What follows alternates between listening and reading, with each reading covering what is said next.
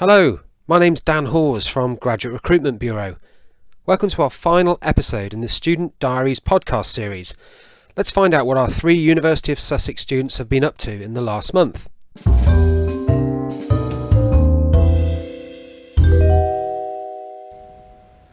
Hello, so we're here with Sarah for our final check-in before the end of term. So what have you been up to?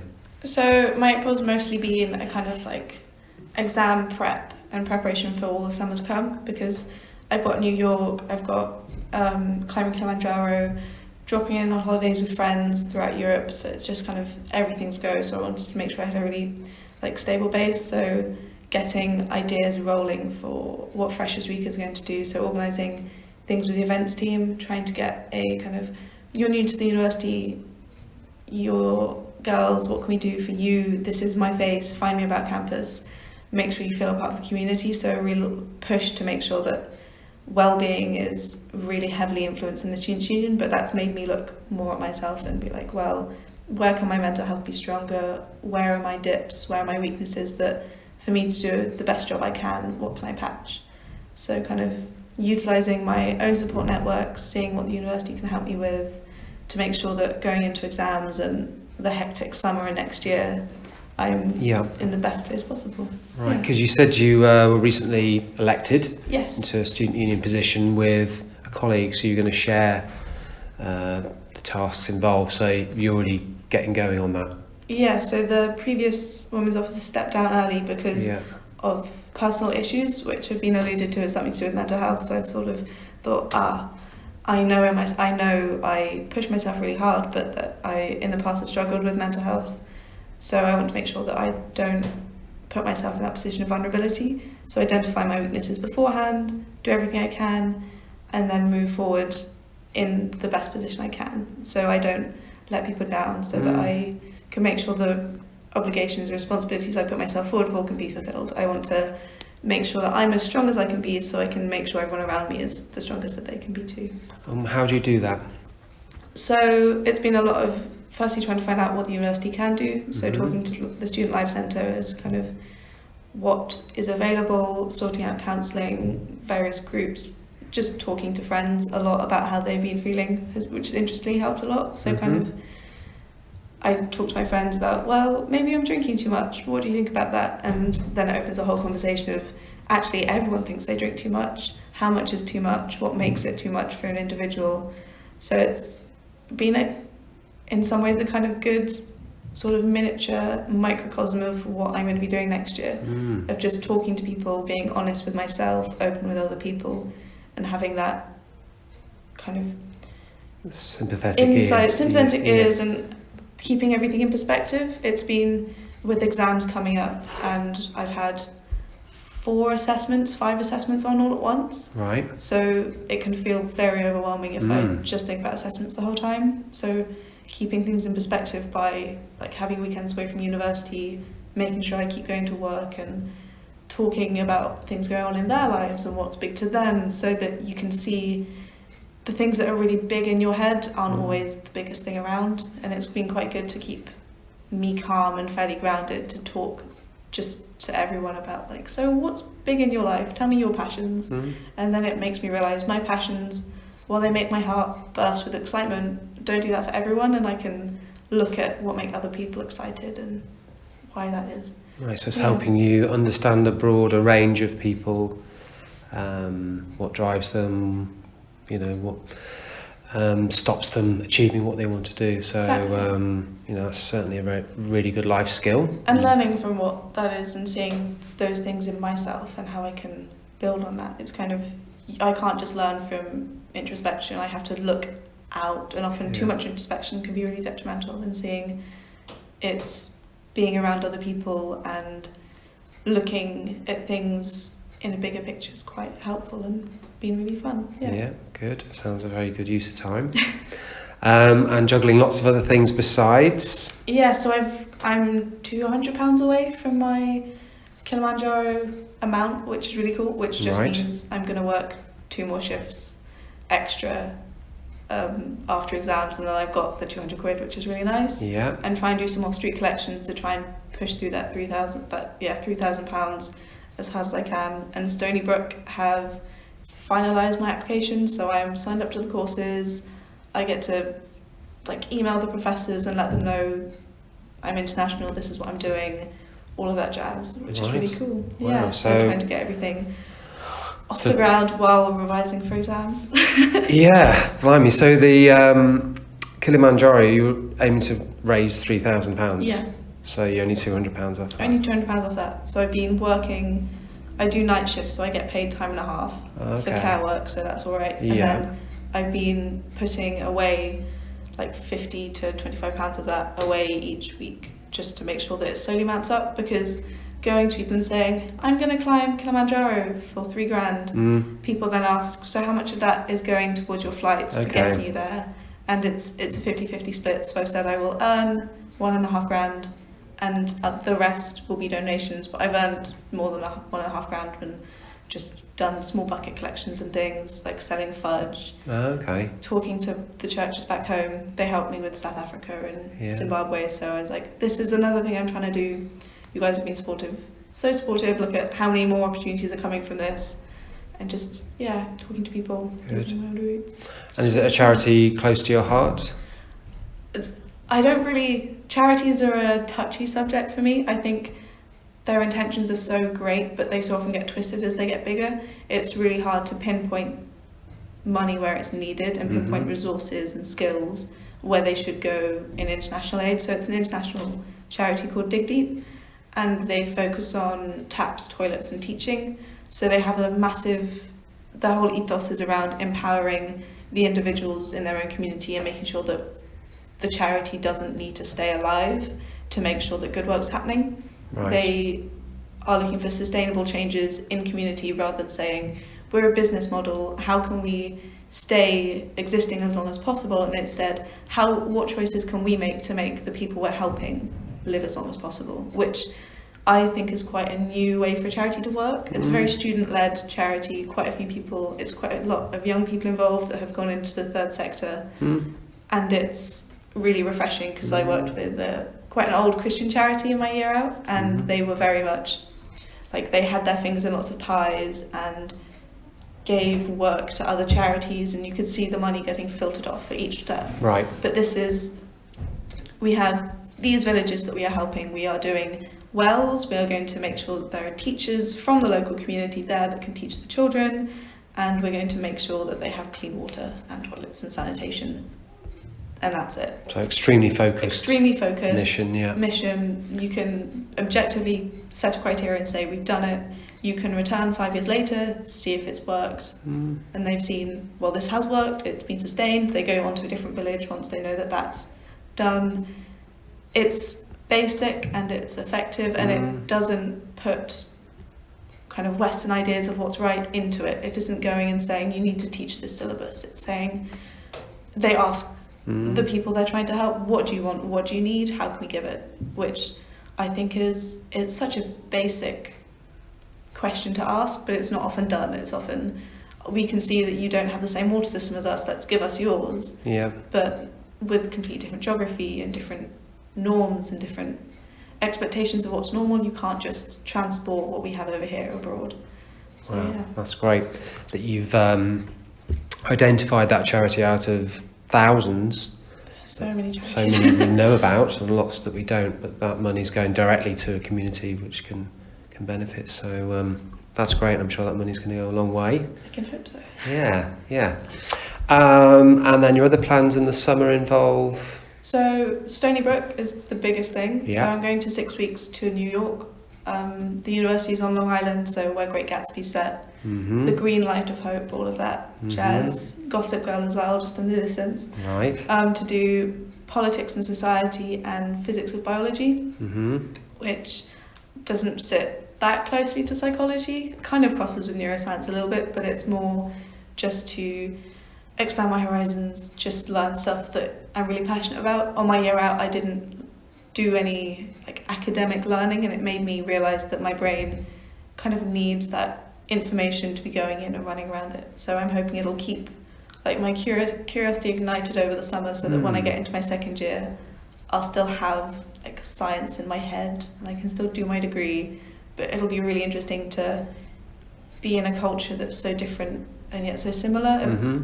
I spoke to a couple of students that went last year and the year before, and they said it's such a stereotypical American university. It has like cliques, the huge dinner hall, the cafeteria, game days, mascots. Like, it's mad how big it is and how just extreme. And I think it'll be a really good push to realise how small the UK is and that there's so much more beyond it. And it's not that the UK means wealth or that our particular way of living is great. It's that there are so many ways to have a good quality of life, and also so many ways to have a really bad quality of life in a country that is seen as the pinnacle of rich and Western. So yeah, that'll be really exciting. And I'm just the usual relaxation holidays, seeing friends in various places in Europe, just travelling about, trying to get a small interrail trip, just a week, just pootling about, seeing not Venice, like Vienna and that area. Kind of,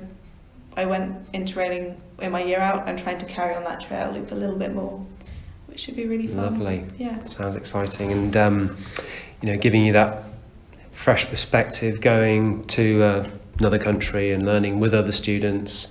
You bring that back, like you say, for the second year. Exactly, and that's something that's really amazing about Sussex, is that so many students are international. You've got that kind of almost melting pot, but seeing how such a range of international students will be different in the US, different setting, different culture being imposed on these students, and if it's the character of the people that shape it, or if it's actually there's a lot of influence that comes from the surroundings that we interact with. It'd be really interesting. Good. Yeah, sounds it. Very good.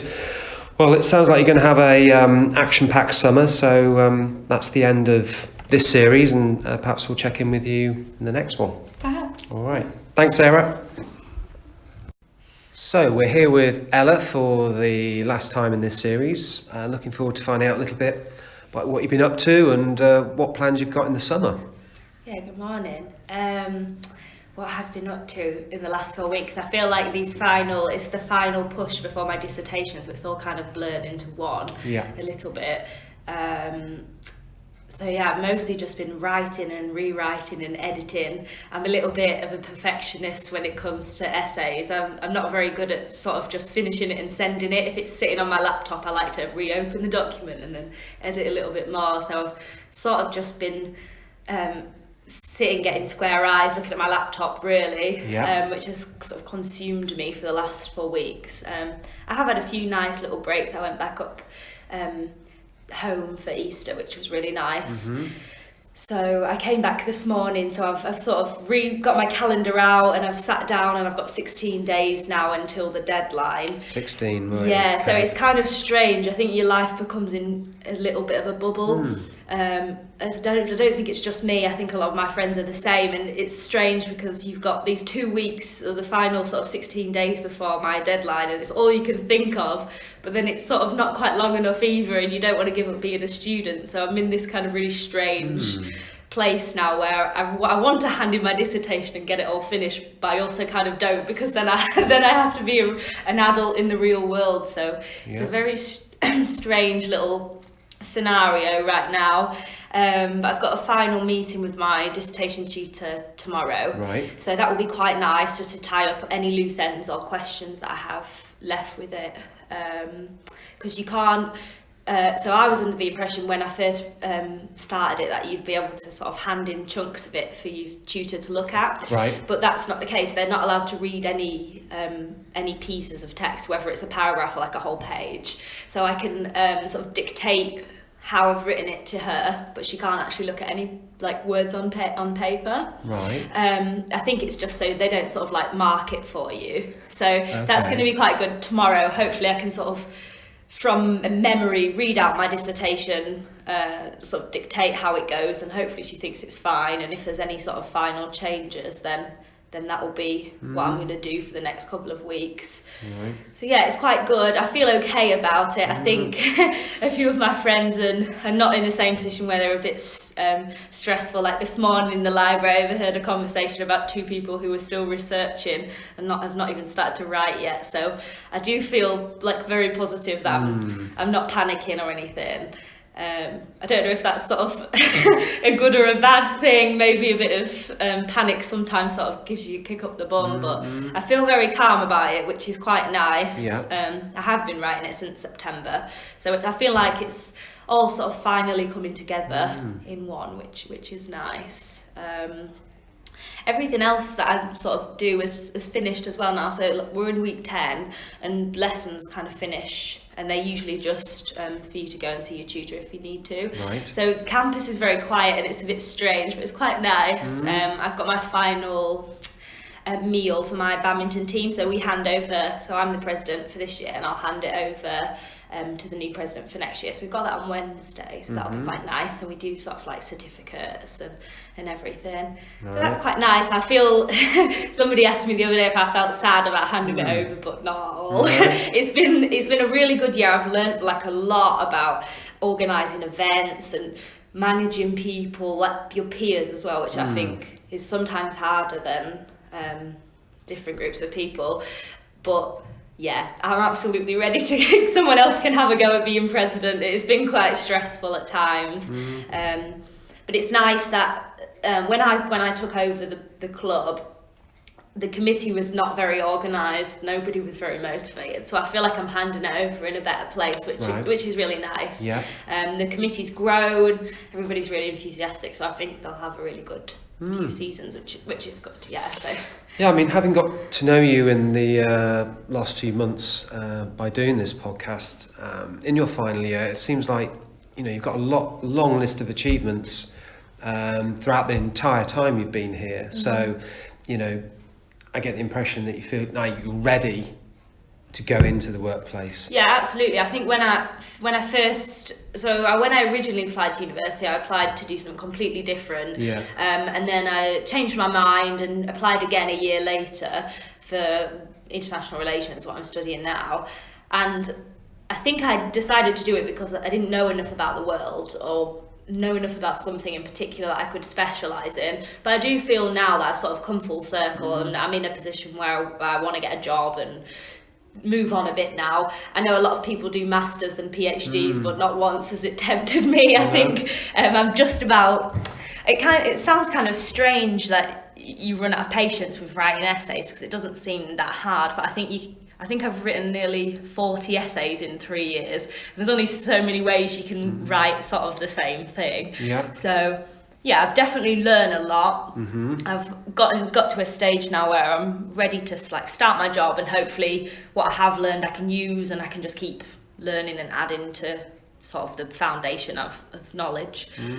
But yeah, I'm definitely ready to go, ready for summer. I do enjoy sort of being very fast paced and keeping busy all the time with sport and everything in uni, and I've been doing some tutoring, which is really nice. I've just taken on a new family, so there's 3 boys in the family, all different ages, so I'm tutoring them as well, which is quite fun. I started with just older children a few months ago, and just sort of helping with their coursework, but I thought I'll try younger children. It's a different audience, maybe I'll like it, but it's actually really fun. So that's nice. I've got a few little part-time things on the side, and hopefully I'll keep them over the summer and maybe pick up another little part-time job or go away somewhere. I feel like I just need to just do nothing for a little while. Sit and chill for a bit and I mean, decide. especially as you don't have the worry of securing a graduate job because you've got one, and that starts in September, right? So you can take a breather. Sounds like you've got a brilliant CV, and then when you start work, you can just build on that. So you're in a very strong position. You just overheard a conversation. Someone hasn't even started their research, so chances are they probably even found a graduate job. So they've got all that to come in the summer. So yeah, I mean, have a break. I will. Thank you. you got your job starting, and obviously you've got to find somewhere to live and all that kind of stuff. Exactly, yeah. I feel quite relaxed about it just because I've got a car, so I can sort of just do it at my own leisure. So I think as soon as this dissertation's done, I can take some time to find a little job over the summer or go. I originally wanted to go away, so maybe I'll go to India or something for a month or two. It's sort of a bit up in the air. I don't want to look too far ahead yet until I've sort of got the important stuff out of the way. So I'll start to look at that, and then hopefully somewhere to live, and it'll all come together, which is really nice. I think if somebody had told me this sort of 3 or 4 months ago that you'd be in this position now, I'd have said absolutely no chance, because you get so many knockbacks and you think, oh, I'm never going to get a job, which I was totally like about to give up. So yeah, I definitely think resilience has helped, and now I'm in a really nice position, so I feel very, very lucky to leave university with already having a job lined up. So it's very nice. And over those 3 years, what skill do you think you've now got, apart from the academic side of things, the personal skills that you've either developed or learnt from you? What would you say is one of the top ones that university has given you? I think absolutely like perseverance and multitasking. I learned a lot about myself that I thought I wasn't very good at doing a few things at once because it made me a bit stressed out, but actually I quite like being busy, being part of lots of different things. I think it's really easy with being a student, especially if you study something like humanities where you've got next to no contact hours, to just lay in bed all day because you've got so much free time. But actually there's so much cool stuff going on, so it's definitely giving me that drive to find new things, join new clubs, and just keep busy, which is hopefully something that I'll do when I leave university, and keep up my sport and all those different things and keep my calendar looking exciting. So I think it definitely gives you the get up and go in the morning. So yeah, a bit of perseverance and keeping yourself active and busy, really. I was quite an active person before, but I think every university's got so much going on, just getting involved in it is definitely the best thing that's happened since I've been here, which is nice. Awesome. Well, you're in a very good position to make this big step into the world of work. It's very scary, very different, but it sounds like university's put you in a strong position, prepared you with skills, and certainly the employer who wants to take you on's recognised that. So, I think there's a lot of bad stigma around how much money you spend at university and like whether it's worth the degree and stuff, but I definitely don't think I'd have gotten that job without a degree. So I think it's sort of like one success story, and I've sort of came here and done what I wanted to do, so yeah, very good. Nice. A success story. Marvellous. Everyone likes a happy ending. Good. Well, it's been really interesting finding out what you've been up to over the course of this series, and all the best for you in the future. Thank you. Thanks a lot. So we're here with Tor for our last check-in of the series. Terms finishing very, very soon, 16th of June, I believe. Yes. So what have you got planned between now and then? So we've got 2 weeks left of teaching, so lectures, and then that's when the exam season officially starts. Yep. And some people don't have any exams, so if you're doing drama or like a teaching or early education, you don't get any exams. So kind of envious of them. But for psychology, I have an exam in each of my modules. Right. So 4 exams. Okay. And they're weighted equally. So this term I would have done another 20% of my degree. Right. So it's nice to know that I've already got 20% for the first. Yes. So I just need to work on this 20%. Okay. So got to revise, and presumably there may be some project work as well along Yes, the we've way. got one more lab report due, looking at factor analysis. Very, very mathsy, which I like, but my friends don't like maths so much. Right. Well, you're sounding like you're not going to find this too much of a problem, so Yeah. I'm very confident. Good. Okay. So apart from the academic side, what have you been up to? I have applied and been accepted onto a summer job for EF teaching. Okay. I don't have a qualification in teaching, so although I've done 4 years of tutoring, I'm going to be on the activity leaders side. Right. How did you hear about that job? I found it through the Sussex Uni Career Hub, actually. So I think it really is a good resource if you know how to access this and how to use it. And why that particular type of job? I was looking for something which could potentially be used for psychology work experience, because I want to do a doctorate in clinical psychology, but you need so much experience. Right. And although it's not directly clinical, it's working with children, it's working with people, so it is psychology. Right, okay, so that's going to help tick that box. Yeah. Okay. And are you volunteering and raising money for charity? I believe you did something last time, didn't you? Still doing lots of charity work, so I'm still working with the NSPCC. Right. I'm going to get back into writing more children's articles for the First News children's newspaper. Okay. And I am also looking into like disability activism, Right. and the environmental things, because obviously there's been all the secondary school protesting and then the other protesting over Easter. But that made me interested into practical things I could actually do.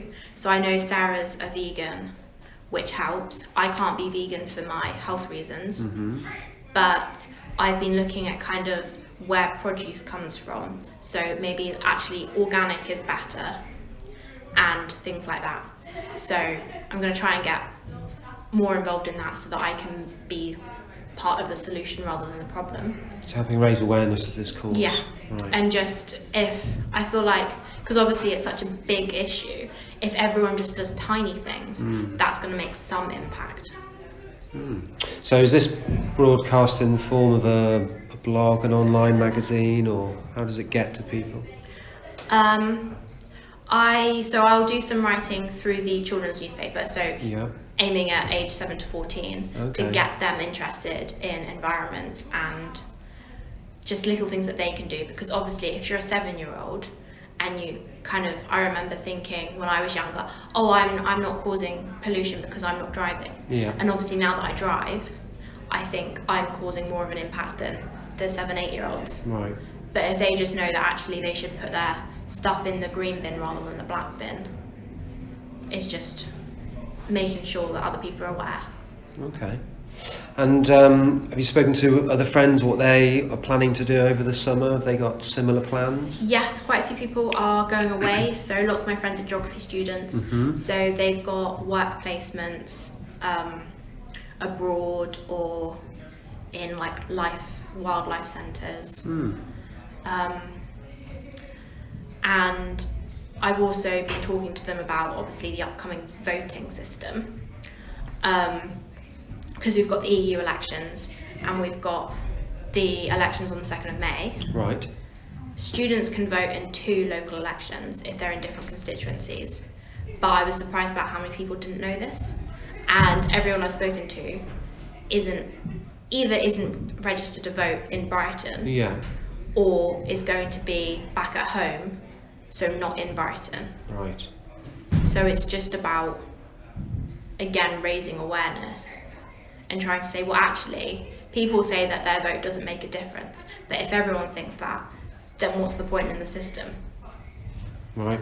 So over the summer, because obviously it's the 2nd of May, and then later in May or June, I think, late May, that's kind of into the summer, just trying to persuade my friends that actually voting does make a difference. And what's their reaction to that? I think because we don't really understand how the system works, because no one's ever told us. And I haven't had any leaflets through for Brighton, and back at home in Tunbridge Mall in Kent, we've only had Conservative leaflets. So it shouldn't be up to the voter to go and search for information, because most voters won't do that. Yeah. They'll just look at what information is given to us. So if all the people in my local area have only got Conservative leaflets, it makes sense to vote for the Conservatives, because they've made an effort to put the leaflets through the door. Yeah. But yeah, Brighton, we've got 9 people standing, and I haven't heard anything about any of them. which is a bit bizarre. That's interesting because they can quite simply come up to the campus and do some flyering or have representatives. Yeah, they raise should. Awareness. I mean, how would you do it? I would probably have things on social media. I would probably, because obviously we just hear about the big things like Theresa May and how they keep doing indicative votes and things like that. And from an outsider's perspective, it looks like it's in turmoil and chaos. And actually, behind the scenes, it might be working really well. But because that is not presented, we don't know. So us lot, so in a house of 8, we've lost faith in the system because from the outside view, it looks like it's stupid. But if they could actually say, actually, this is what we've done. So I was looking at a Labour manifesto from a few years ago, and it said, this is what we've done in our local area. If we were elected, this is what we will do. But also, this year, I've looked at the Green, the UKIP, Conservative and Labour manifestos, and all the policies are the same. So it's just worded slightly differently. So Labour says we will keep council tax as low as possible. And it's kind of thinking, what does as low as possible mean? That is an arbitrary thing. Conservatives say that they're not going to raise council tax. Greens say that they're going to keep it the same rate. UKIP says that they won't make any changes. So they've all got the same policy, just in different wording. But then if all the parties have got the same policies, how do you differentiate between them? Yeah. So it's kind of, I think, the parties should really be focusing on actually, yes, we're going to keep council tax the same, but because of this. Yeah. Because like maybe the Greens, they're planning to extend the low emission zone in Brighton, Yep. which I think is a really good idea. But that is where the buses can't go. So they're going to have to explain, well, okay, we want people to be using public transport, but we're going to get rid of some of the bus stops because we want to make it a low emission zone. So we're going to supply this alternative. Well, if any local politicians are listening, then they've got an opportunity here to persuade one person who's very interested at least. Yes, I think it is part of the future. Yeah. And it's just anything that we can do, we should do. Yeah, it's increasingly permeating everyone's lives right now, what's Yeah. going on with this country. So I'll leave it to the experts, Yeah, I guess. Well, I hope you have a lovely summer break. Thank you. And hopefully we'll be able to check in with you next year. Yeah. Thank you very much. Well, that concludes our first series of the Student Diaries podcast. Hope you found it useful finding out what it's like to be a university student in 2019. Please check in for Series 2 in September. Thank you.